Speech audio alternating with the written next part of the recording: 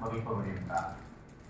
Kalau tahun ini, di tahun politik tahun 2023 ini mampu untuk mengkondisikan isu tersebut, seharusnya mampu juga untuk mengkondisikan isu tersebut tidak muncul di tahun-tahun sebelumnya dan tahun-tahun yang akan datang. Kemudian yang kedua, juga kita patut syukuri dengan keluarnya Perpres Moderasi Beragama yang kita tetap saja bersangka dan bersangka baik terhadap para pihak dan pemerintah bahwa ada sebuah keinginan dan kesadaran bersama bahwa ada harga yang sangat mahal yang harus dibayar jika politisasi identitas terus dipertahankan. Ada sebuah harga yang mungkin bisa mencontoh dari apa yang terjadi di Afghanistan, Pakistan, dan berbagai negara Timur Tengah yang mengusung politisasi identitas khususnya agama, itu akan sangat menghancurkan dan membawa kita pada jurang kehancuran yang jauh dari cita-cita kita sebagai sebuah bangsa dan sebagai negara yang kita cita-citakan bersama. Namun, tentu saja akan kemudian menjadi retorika semata Perpres Moderasi Beragama ini jika kemudian berulang kepada hal-hal yang bersifat seremonial, kemudian berulang pada hal-hal yang kemudian tidak memenuhi hak-hak setiap warga negara sebagaimana yang dijamin oleh konstitusi kita Undang-Undang Dasar tahun 1945. Misalnya, kalau kemudian Perpres Moderasi Beragama itu tidak melahirkan peraturan-peraturan yang memudahkan untuk perizinan rumah ibadah, penyelenggaraan kegiatan ibadah tanpa ancaman, memudahkan kemudian hak-hak untuk juga berpendidikan, menghilangkan kemudian bully di lembaga pendidikan atas nama agama, suku dan ras misalnya, ya kita akan kembali kepada kondisi yang sama.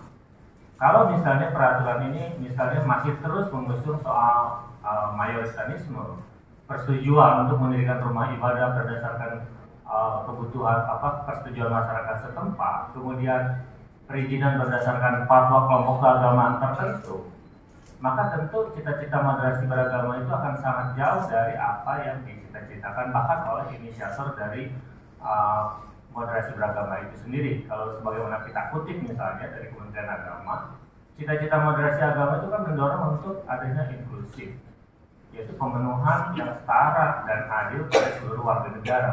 Nah, pemenuhan hak ini tidak akan pernah terjadi kalau kita tidak mampu melakukan keadilan, ya. Di mana keadilan bukan bertumbuh pada harmoni dan kerukunan, tapi bertumbuh pada pemenuhan hak-hak setiap warga negara.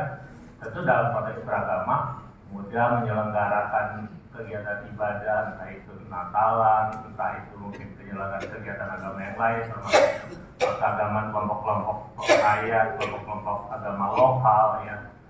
Gampang mendirikan rumah ibadah, gampang mendirikan gereja, gampang mendirikan juga masjid di daerah timur. Bahkan beberapa waktu lalu mendirikan masjid di daerah Aceh pun oleh teman-teman Muhammadiyah juga menjadi masalah. Maka sebetulnya ini bukan soal antar agama, tapi sebetulnya permasalahannya adalah elit yang kemudian memainkan isu ini. Nah, terakhir bagi saya dan refleksinya, kondisi ini kita tidak bisa sepenuhnya menyerahkan kepada pemerintah untuk bertanggung jawab. Kita juga bagian daripada tokoh dan masyarakat serta warga negara yang baik tentunya punya tanggung jawab yang sama. Ada bagian yang harus kita kerjakan. Salah satunya menurut saya adalah kita harus menghilangkan pola lama, pendekatan lama atau strategi komunikasi lama di mana bertumpu pada seremoni semata. Misalnya orang toleran, bagi saya toleransi itu sudah sangat lama ya ada di negeri ini. Jadi kalau hari ini anak-anak muda bicara toleransi itu ketinggalan zaman. Toleransi tidak menyelesaikan masalah apa-apa. Toleransi seperti kamu ke sana, saya ke sini, tapi tidak ada ikatan sebagai sebuah bangsa, sebagai seorang manusia, nggak ada. Seperti toleransi seperti kita duduk di sini, tapi masing-masing saja. Bahkan diajak bicara pun tidak ada. Nah, kita harus masuk ke tahap berikutnya, mengafirmasi dengan inklusi pemenuhan hak, dan kemudian pada akhirnya kita merasakan bahwa ini kita ciptaan Tuhan yang sama, manusia yang sama, yang bisa bekerja sama. Nah, membumikan nilai-nilai agama seperti ini pada kelompok muda menurut saya menjadi hal yang sangat penting dibandingkan seremoni-seremoni atau misalnya ritual.